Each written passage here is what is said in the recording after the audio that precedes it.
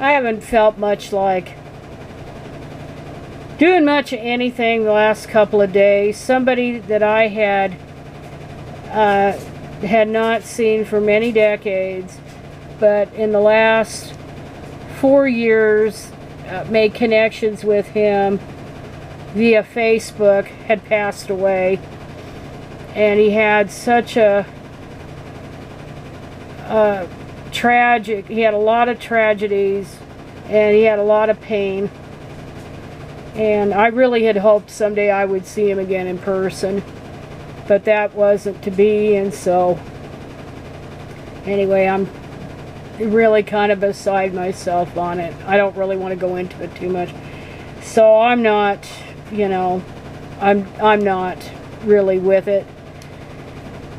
And I'm certainly not going to put up whatever the hell his name is.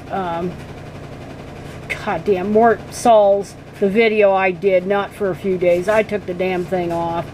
I didn't take it off, but I privated it for a while till I am in the mood to even put it back up, because his groupies were on there chastising me that I didn't get it. Of course I got it. Anyway, so much for him. I don't even want to make this about him, but anyway, I saw on that idiotic Democratic Underground, they linked somebody on there was talking about student loans, and someone linked an article to the New Yorker, which of course is behind a paywall. Always, always, always behind a paywall. So anything worth reading is always behind a paywall. But anyway, you know, they were talking about the student loan cancellations, and Biden has been dragging his feet here and there and everywhere about it. But you know, but the thing is, it's all bullshit, and Biden knows it's bullshit that he can't cancel student loan debts. He can cancel any of it and all of it. That's not, Congress has nothing to do with that. They can provide the funding for the education department to run, but they can't tell the education department that they can't cancel student loans. Of course they can. That's executive branch. So it never made any damn sense. Any argument about that. And yeah, Nancy Pelosi would talk, well, that Biden couldn't do it. She's not an attorney either. She's not a lawyer. Not anything. She's just playing politics like Biden was playing politics, because he wanted to see where the public sentiment is. You know, like a trial balloon. So he would do these little cancellations and debt forgiveness, right? He did this on a few occasions on targeted audiences, or targeted people, targeted borrowers, that he did that.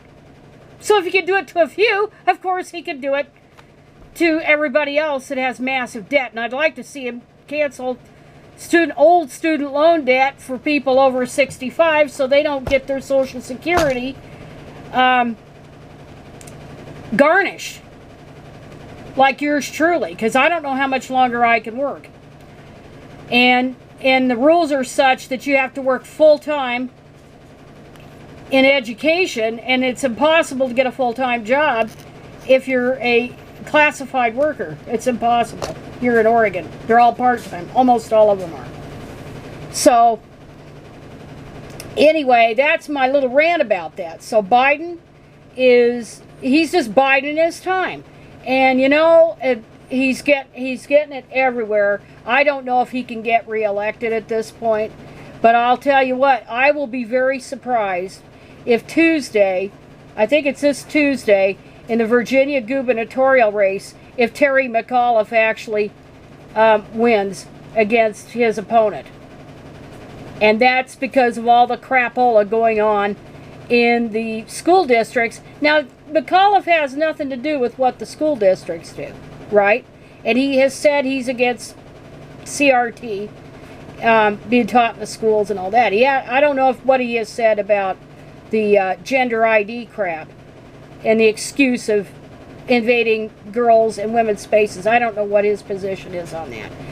But regardless, that thing is going to probably cost the Democrats the gubernatorial seat. And nothing would make me happier than to see McAuliffe get elected. I mean, I'm not a fan of Terry McAuliffe, but nothing would make me feel better.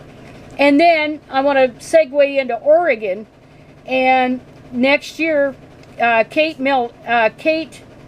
Brown, who is hated by the rurals, hated with a passion. They kept trying to recall her, and of course it failed. But she is term limited, so she can't run another term. So now it's wide open. There's a whole bunch of people that have thrown their hat in the ring, both Democrat and Republican. And the Republicans, I doubt, will win in Oregon because it's so heavily Democratic in the Willamette Valley and in the Portland area. Not likely they could win.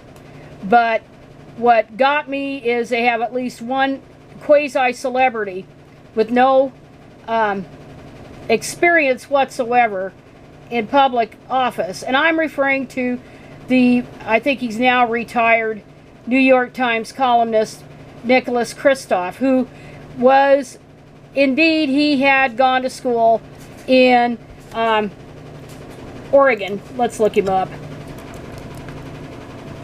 Let's look his bio up. He was born, well, he was born in Chicago, and he's 62. Let's look him up.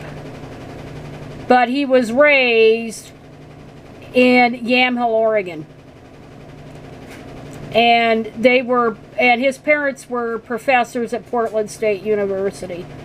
So he graduated from Yamhill Carleton High School, and he was a big shot. He was a big man on campus. He was student body president and school newspaper editor. And then he, of course, went to Harvard. And yeah, that, you know how that is. So anyway, and then the rest we all know about. So he was raised in Oregon.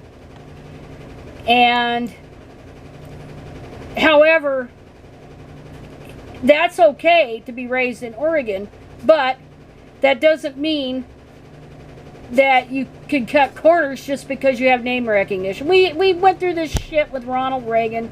We went through this shit with Donald Trump. Donald Trump was the most extreme because he had no elected political office experience or high-ranking military experience whatsoever. And this country paid the price for it. So, yeah, I would prefer that Kristof actually start small instead of thinking he could run the state of Oregon. But he's not gonna. He probably won't get the nomination. But I am opposed to all vanity campaigns. You have to know what in the hell you're doing. You have to be able to schmooze. Yeah, you do. You have to be able to do all that. And that was something that I could never do. I mean, I just couldn't do it. I'd freak out. And you have to have somebody in there, and a lot of times they're attorneys, because attorneys are used to the argumentation, they're used to debating, all this stuff, they're used to public contact, where somebody like me, forget it. I mean, just forget it. I'd be like a fish out of water. So anyway, yeah, this is all a hodgepodge of what's on my mind right now on a personal level and on a political level. But we'll see what happens with Kristof. We'll see what happens in Virginia Tuesday, and we'll see what happens with Biden and the student loans. That's it.